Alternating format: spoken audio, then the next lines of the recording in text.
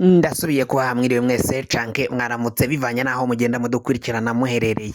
Mwe mwese mudukurikira muherereye mu bihugu vy'amakungu ya kure cane cane abari ngaho ku mugabane w'abanyamerika, mwe mwese mudukurikira muherereye ku mugabane w'abanyaburaya mu bihugu bitandukanye, Ubwongereza, Ubufaransa, Ububirigi, mwe mwese mudukurikira kandi muherereye ngaho mu Budagi, abari ngaha mu gihugu cacu Burundi, intara, amakomine, imitumba, ubucimbira, imisozi bigiye bitandukanye, bivanye naho buri umwe wese adukurikirana cane cane mwe muherereye mu gihugu ca Repubulika iharanira intwaro rusangi ya Kongo, mwese ndabahaye kaze. Iyi mwumviriza ni Iyakare TV. Iyakare TV ni imbonesha kure ikorera ku muhora wa YouTube, ikabashikiriza amakuru n'ibiganiro bigenda biba biriko biravugwa ngaha mu bihugu vy'ibiyaga binini, cane cane ngaha mu Burundi no mu gihugu ca Repubulika iharanira intwaro rusangi ya Kongo. Amakuru ariko aragenda avugwa mu gisoda c'u Burundi, mu mutekano ndetse n'igisirikari ca Kongo FARDC, ni amakuru ateye ubwoba cane. Murazi ivy'intambara iriko irabica bigacika, iriko irarikoroza ngaho muri Kivu y'uburaruko, Nord Kivu, mu buseruko bw'igihugu ca Repubulika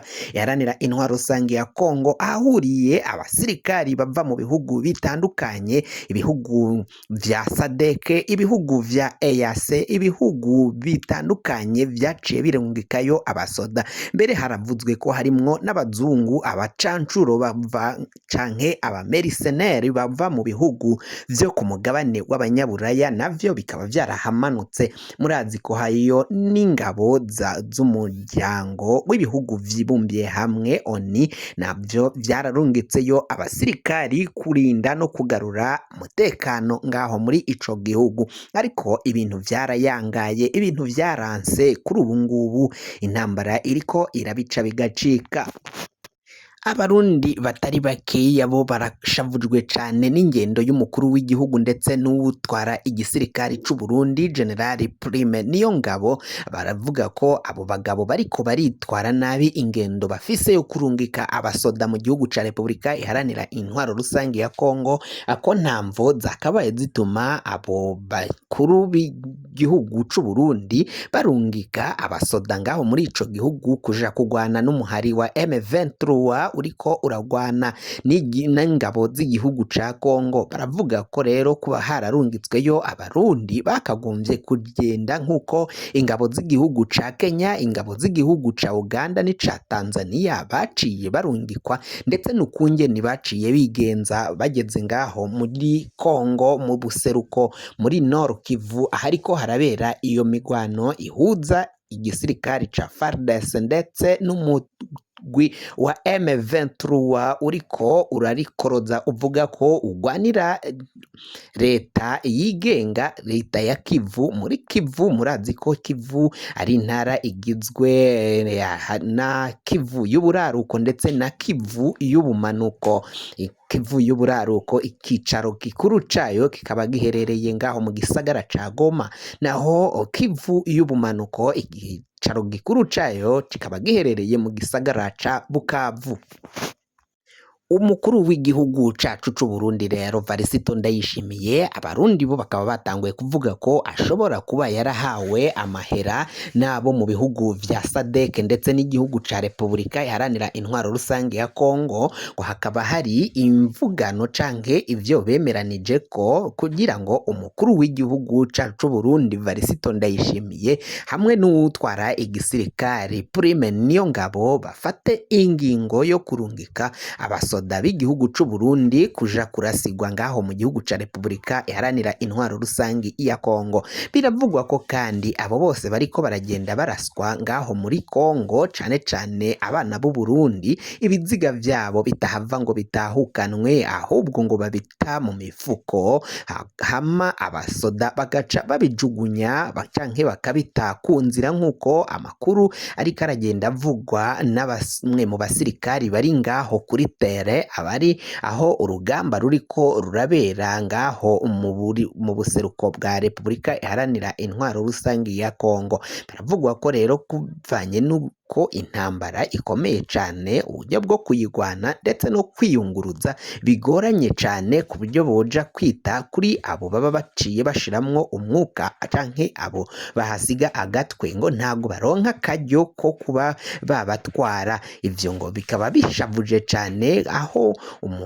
abavyeyi baciye barungika ndetse n'abaryango baciye batwarwa ababo bakabajana ngaho mu gihugu ca Kongo, bariko barabaza ngo ababo ko baronka ko batakiriko, ibiziga vyabo vyoba bija he, vyoba bishigwa hehe? Mu vy'ukuri naho amakuru amwe agenda avugwa atavugwa ukuri kwamye ku maradiyo y'ibihugu bivanye n'imvo za politike, bikavugwa ko rero ngaho muri Kongo ibintu bibandanya kuba bibi cane, abasirikari bariko barahasiga agatwe ari benshi cane. Uburundi rero benshi ngo barahejeje kuronka ubwo butumwa mu baryango baciye babugwa ababo, ariko ngo ibiziga vyabo navyo barabitegereje gushika mangaya, akaba baraciye babiheba, nta vyigeze bijabukanwa ngaha mu gihugu c'u Burundi. Ngo ibiziga bijabukanwa ni biceyi cane ugereranije n'ibiziga bariko barata ngaho mu mashamba y'igihugu ca Repubulika Iharanira Intwaro Rusangi ya Kongo. Bakaba bavuga ko rero umukuru w'igihugu na Prime Niyongabo boba barariye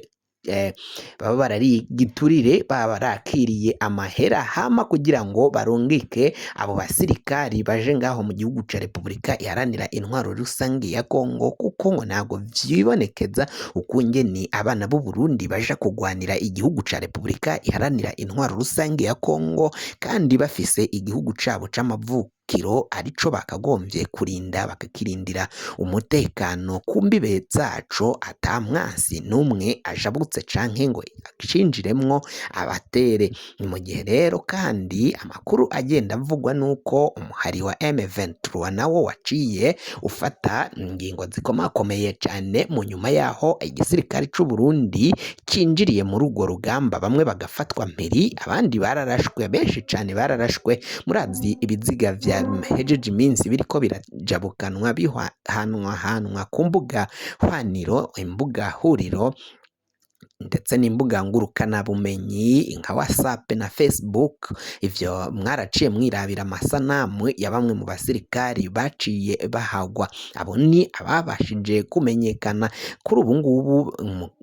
Kuri w'igihugu na General Prime Niyongabo bahinduye umukenyuro, aho kuri ubu ngubu batari kirekuriwe n'umusirikari n'umwe atakirekuriwe kuba yafotora ikiziga, kugira ngo bitabandanya gutera abene gihugu icoba gikomakomeye cane, ngo bamenye ko hari ikidasanzwe kiriko kiraba ku bana b'u Burundi ngaho mu gihugu ca Repubulika Iharanira Intwaro Rusangi ya Kongo, nk'uko amakuru agenda ava ngaho ku rubuga rw'intambara, aho intambara iriko irabera agenda avyemeza, nk'uko abandi nabo baciye babivuga. Burundi burafisemwo akaboko, kandi bukaba bufise imvo bwinyegeje inyuma y'iyi ntambara iriko irabera muri Kongo, naho bavuga ko bo bagiye gutabara umuturanyi canke umubanyi ari we Repubulika Iharanira Intwaro Rusangi ya Kongo. M23 nayo rero ngaho mu gihugu ca Repubulika Iharanira Intwaro Rusangi ya Kongo ntiyorohewe, kuko biriko biravugwa ko mu nyuma yaho abasirikari bavuye ijya nino mu bihugu bitandukanye, ingabo za SADC ziriko zirarungikirwa ibitero ibikwaro n'ibigwanisho vyo kuzohangana n'uyu muhari wa M23. Icoba ni cose nk'uko biriko biravugwa muri uyo muhari, mu makuru yizigiwe ariko arava muri bamwe mu basoda b'uwo muhari, aremeza ko hagiye kuba ingwano zidasanzwe, ariko bo bakavuga ko bagomba kuzogwana kushika kuwa nyuma, kuko ngo bashaka leta yigenga, leta ya Kivu ifise nyine icicaro ngaho Igoma, naho igisagara ca Goma batari bagitera, ngo barashaka kuzobanza gufata ibindi bice bigikikuje, ibindi bice bigaburira Goma, kugira ngo bazohave batera igisagara ca Goma mu nyuma ari banafata ako gace kose. Ni mu gihe umukuru w'igihugu ca RDC uyu ni Felix Antoine Tshisekedi atakintu ariko aravuga, kuko yanse kuja mu biganiro ndetse no gushira umukono ku biganiro biganiro no gushira mu ngiro murantunga amasezerano yagiye arava mu biganiro vy'i Nairobi, Rwanda, Bujumbura ndetse n'ahandi ivyo bari yagiye ategekwa vyose ntago yaciye abishira mu ngiro.